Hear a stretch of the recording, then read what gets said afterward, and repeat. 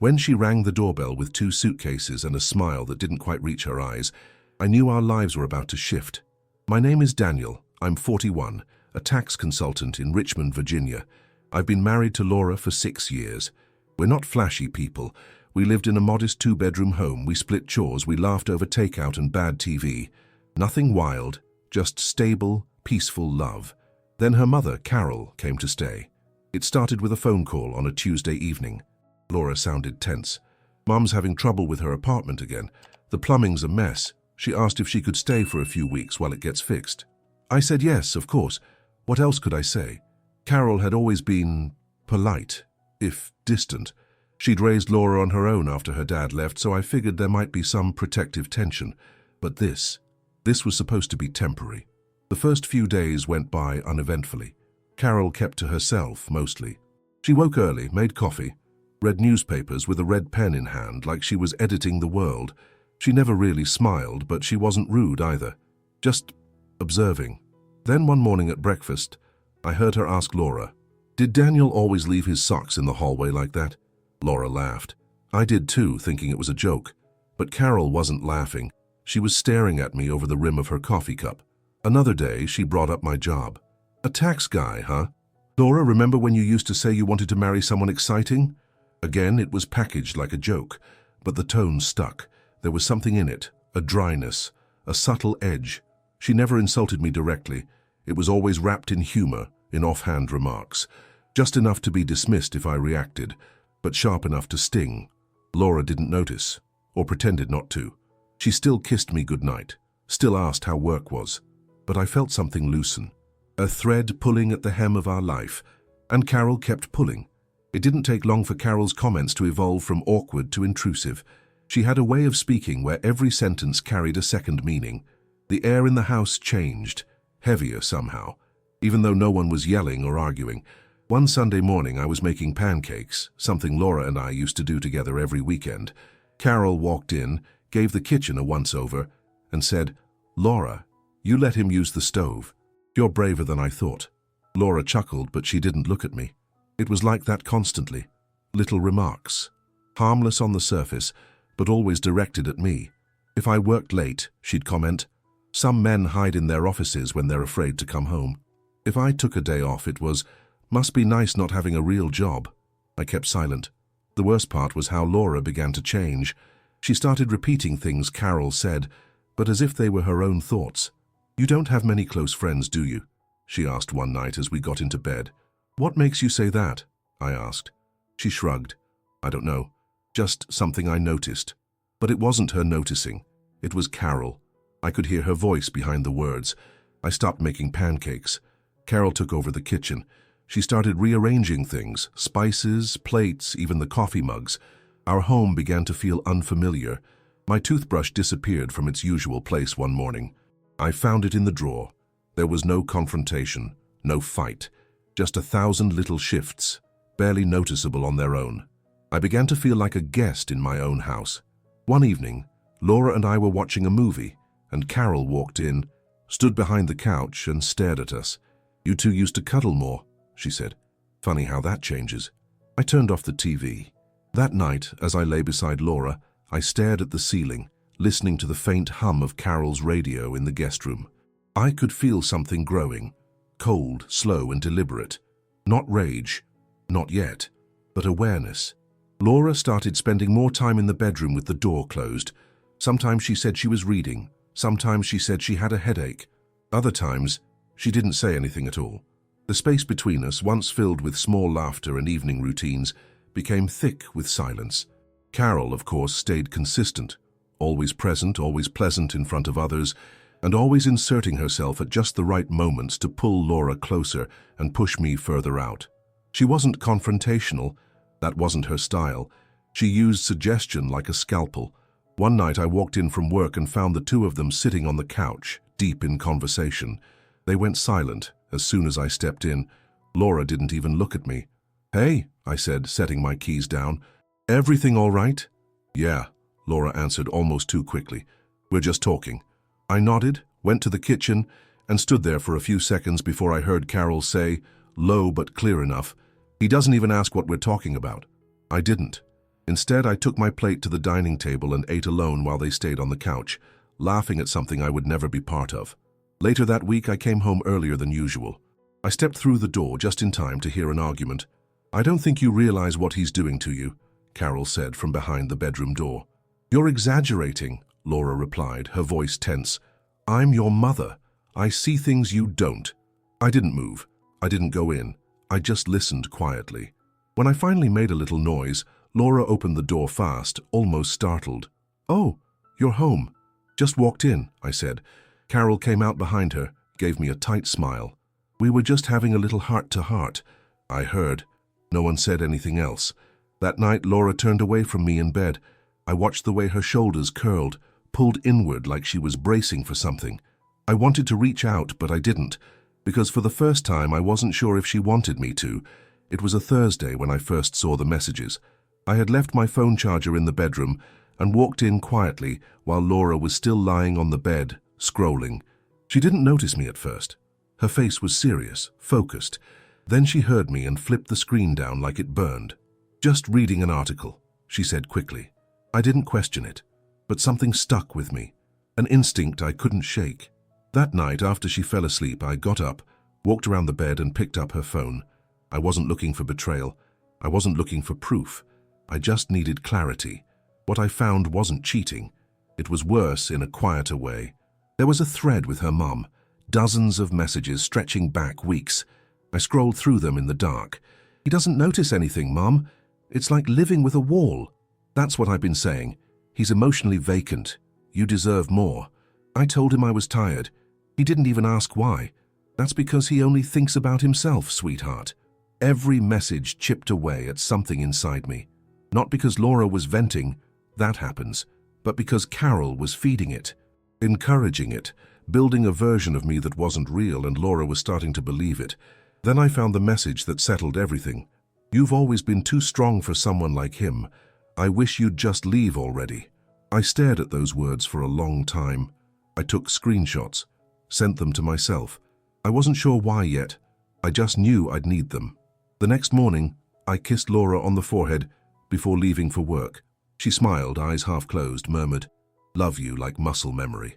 I smiled back, but inside something had shifted. The trust I had in the structure of our life had a crack now, a clean, quiet fracture. I still loved her. That hadn't changed. But now I knew this wasn't just a rough patch. It was a campaign, a slow, deliberate poisoning.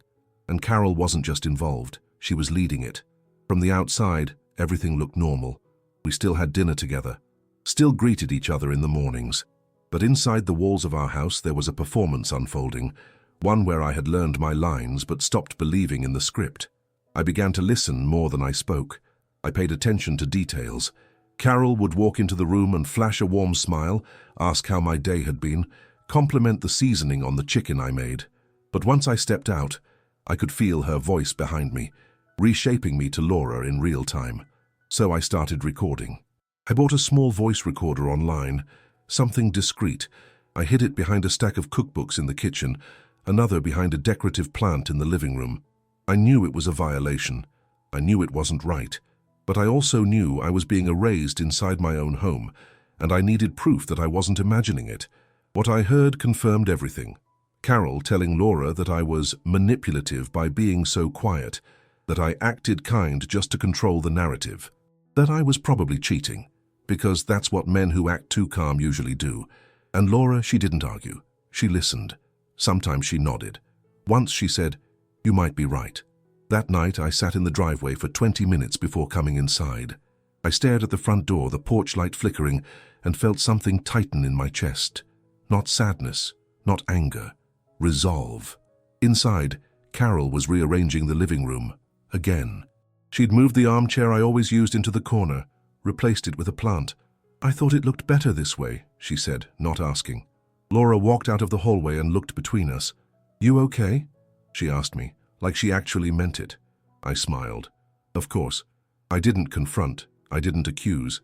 I just went to our room, sat on the edge of the bed, and opened the file on my laptop. Recordings, screenshots, dates, times. If they wanted a performance, I'd give them one. But mine would have an ending. By mid-December, the house was colder than it had ever felt. despite the heat running constantly and Carol insisting the thermostat was set too low. But I had a different kind of cold growing inside me now, not discomfort, calculation. I made my move with warmth, politeness, and a smile. "We should do Christmas here this year," I said over dinner one night. Carol had made her usual dry roast, Laura barely touched her food, and I cleared the plates as usual. "Just family, keep it small, I'll take care of everything." Laura looked up, surprised. "Really?" "Yeah," I said. "I'll cook, decorate. We'll invite your brother and his wife, your cousins. It'll be nice." Carol raised her eyebrows. "Since when do you like hosting?" I just shrugged. Thought it was time we made new memories. Laura smiled, genuine even. That was the moment I knew she didn't suspect a thing. Neither did Carol. They thought I was trying to reconnect, maybe even make peace. And I let them believe it. I went all in. I bought a fresh tree, trimmed it myself, hung lights along the windows, ordered a special ham from a butcher across town. I even had place cards printed with everyone's names in cursive gold foil. Carol looked at them and muttered, "A bit much, don't you think?" I smiled. "It's Christmas." I invited everyone. Laura's brother, who rarely visited. 2 cousins, her aunt and uncle. I made sure it would be a full house. More eyes, more ears. Carol was polite about it, but I could feel her discomfort. She liked things tight, controlled. The day before Christmas Eve, I printed one more place card. Carol. And beside it, I slipped something under her napkin, folded neatly, innocently. Just a single printed message. One of hers. The one she'd sent Laura just weeks before. "You've always been too strong for someone like him. I wish you'd just leave already." I folded it once, tucked it in, and sat back. I wasn't going to confront her. I was going to let her voice do all the talking. Christmas Eve arrived with a soft snow falling over the rooftops of Richmond.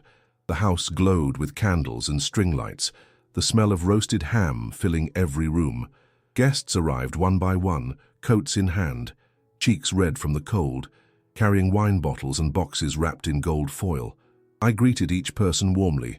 I poured drinks, laughed at stories I barely heard, kept one eye on Carol the entire time.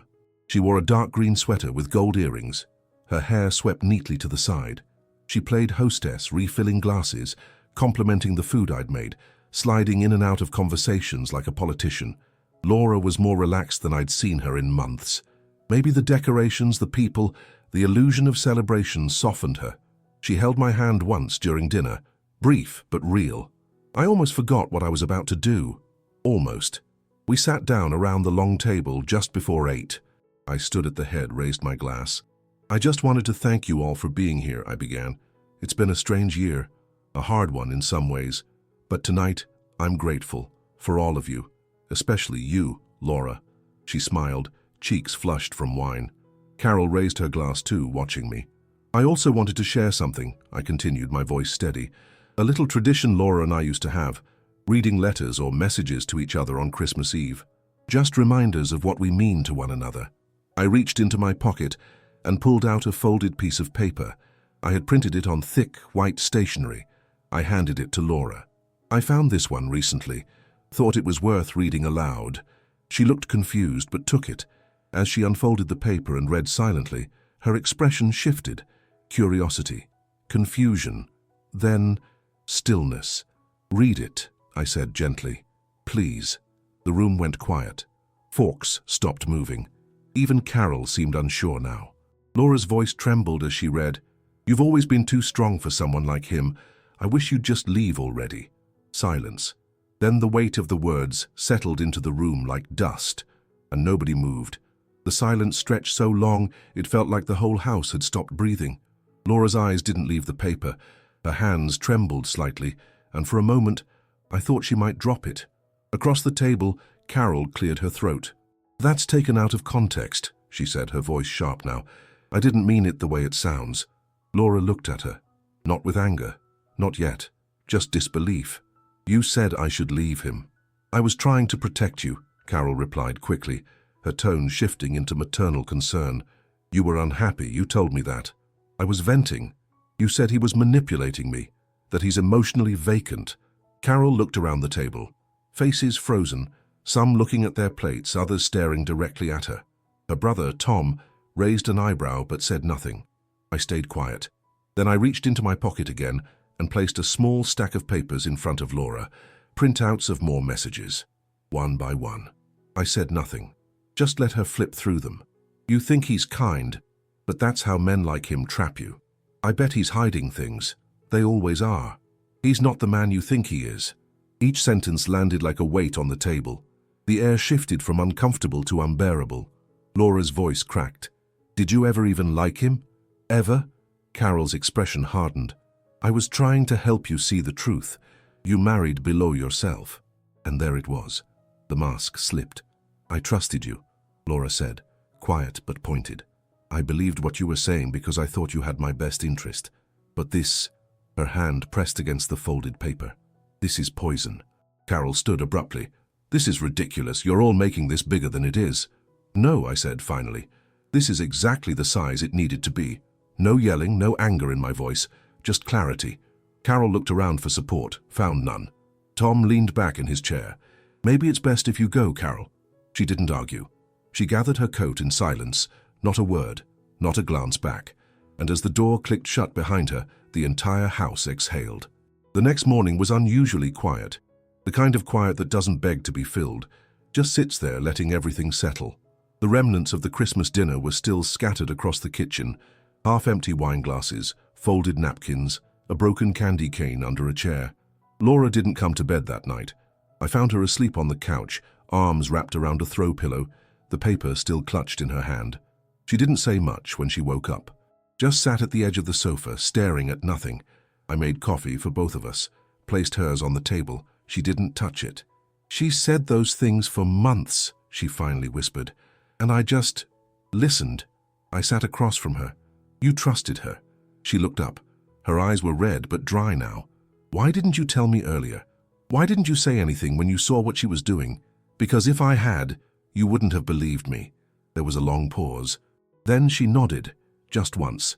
I told her everything, about the recordings, the screenshots, the weeks I spent listening, watching, documenting, not to hurt her, but to protect myself from disappearing in my own home. She didn't interrupt. When I was done, I didn't ask for anything. No apology, no promises. I just sat there. I need time, she said. I know. That day, Carol packed her things while Laura was out. I stayed home. Watched her walk from room to room, collecting her coats, her books, her opinions. She didn't speak, not even when I held the door open. As she stepped onto the porch, I said, I hope you hear yourself differently now. She paused, but didn't look back. After she left, I threw out the remaining napkin cards, took down the lights. The tree stayed a little longer. Laura stayed too. We didn't fix everything overnight. There were long silences, difficult nights, and months of slow repair. But something changed. She looked at me again, not like a stranger, not like someone filtered through her mother's lens, but like someone trying to see the truth for herself. Winter passed slowly that year. The snow melted late in Richmond, and the trees took their time blooming. But inside our home, change began in small, quiet ways. Laura started joining me in the kitchen again, at first just to sit and talk while I cooked. Then, one Saturday morning in March, she pulled out the mixing bowls and said, Let's try pancakes again. We didn't talk about Christmas, not directly, but pieces of it surfaced in the things we didn't say, the way she'd glance at her phone, hesitate before speaking, or pause before asking my opinion. Trust, once fractured, doesn't grow back quickly, but it does grow. We started therapy together, at her suggestion. In one of the sessions, she admitted she had believed her mother because it was easier than questioning a lifetime of influence. That Carol's voice had always felt louder than her own. I listened, and for the first time, I think she realized I wasn't there to win an argument. I was just there. We rebuilt slowly. We talked more, laughed again, fought even. Clean fights, honest ones. We relearned the rhythm of our lives, this time without a third voice echoing through every decision. Carol never contacted us again. I heard she moved to North Carolina to live with a cousin. Laura sent a single text in April, wishing her well. There was no reply, and maybe that silence was the most honest thing Carol had ever given her. I kept the recordings and screenshots in a folder labeled Clarity. I never opened it again, never needed to, because the real vindication didn't come from exposing Carol or watching her leave. It came later, quiet, unceremonious, The night Laura leaned into me on the couch and whispered, "Thank you for not yelling, for letting the truth speak." I didn't answer, just pulled her closer. Vengeance didn't look like shouting or slamming doors. It looked like staying calm, watching, waiting, and letting people reveal who they are, in front of everyone. That's the thing about silence. When you use it right, it echoes louder than anything else.